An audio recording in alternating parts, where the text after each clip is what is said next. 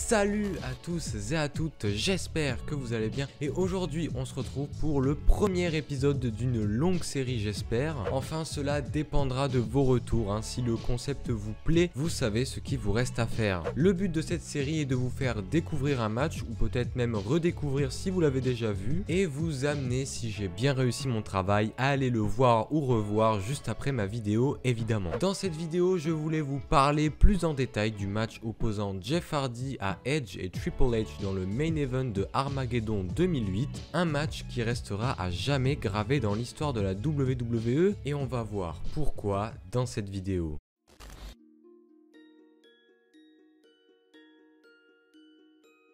Alors pour mieux apprécier le match, je pense qu'il est intéressant d'avoir tout le contexte de ce match. Pour résumer la situation, Jeff Hardy est à son apogée en 2008. C'est clairement son année, personne ne peut rivaliser avec lui cette année-là. Il est le chouchou des fans, celui qui vend le plus de t-shirts, des tickets et qui fait rêver les enfants et même nous dans notre enfance. Bref, il a tout du parfait babyface. Et justement, la WWE commence à le considérer de plus en plus. Il va alors obtenir de nombreuses opportunités pour le titre majeur de la WWE. En effet, à Unforgiven 2008, il affronte le champion et d'autres participants lors d'un Scramble match, une stipulation qui ne verra malheureusement le jour que lors de ce pay-per-view, et d'ailleurs qui était une très bonne stipulation, je vous invite à aller voir le match si vous ne l'avez pas vu, mais il échoue à remporter le titre WWE possédé par The Game, Triple H, mais si vous connaissez Jeff, vous savez qu'il n'est pas prêt à baisser les bras au premier obstacle venu. C'est pourquoi, grâce au vote des fans lors du pay-per-view Cyber Sunday 2008, il remporte le sondage face à Vladimir Kozlov ou Vladi Vladou. Si vous avez la rêve, vous êtes des anciens de la chaîne. Et il obtient à nouveau un match pour le titre WWE. Mais cette fois-ci, c'est un face-à-face qui l'attend avec Triple H, contrairement à son opportunité qu'il a obtenue à Unforgiven 2008. Et malgré avoir mis tout son cœur, Jeff Hardy ne parvient pas à remporter le match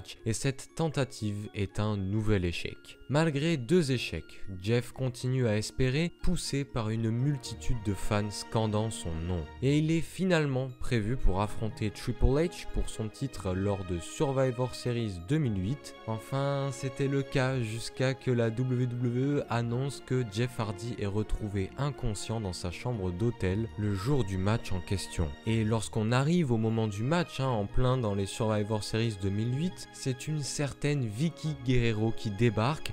Et à votre avis, qu'est-ce qu'elle annonce? Eh oui, elle annonce que c'est désormais son chéri, l'ultime opportuniste Edge, qui remplace Jeff Hardy dans le match. Edge remporte à la surprise générale le combat face à Triple H, et après le match, c'est un Jeff Hardy fou de rage qui débarque attaquant Edge. Lui qui a été victime d'un piège sournois de la Rated R Superstar. On se retrouve alors avec trois hommes qui sont prêts pour la guerre, quoique peut-être pas Edge, mais en tout cas, Jeff Hardy, lui, est prêt à tout. Malgré tous ses échecs, il n'abandonne toujours pas son rêve de décrocher la ceinture mondiale.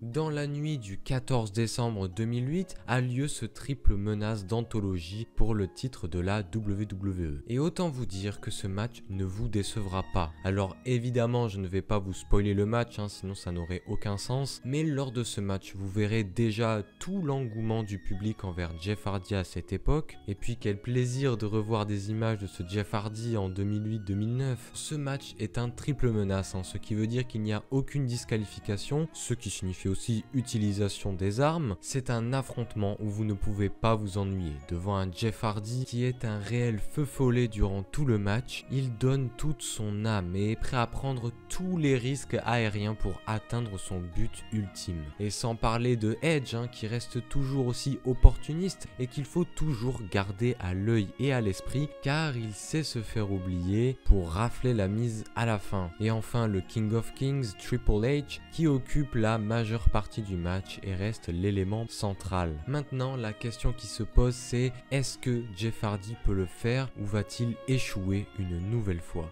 Pour avoir la réponse à toutes ces questions, vous pouvez aller voir ce match en entier et gratuitement sur la chaîne de la WWE. Le lien est dans la description si jamais. Si vous avez déjà vu le match, c'est l'occasion de vous replonger dans cette période et dans cet affrontement. Et si vous découvrez ce match, alors profitez bien du spectacle.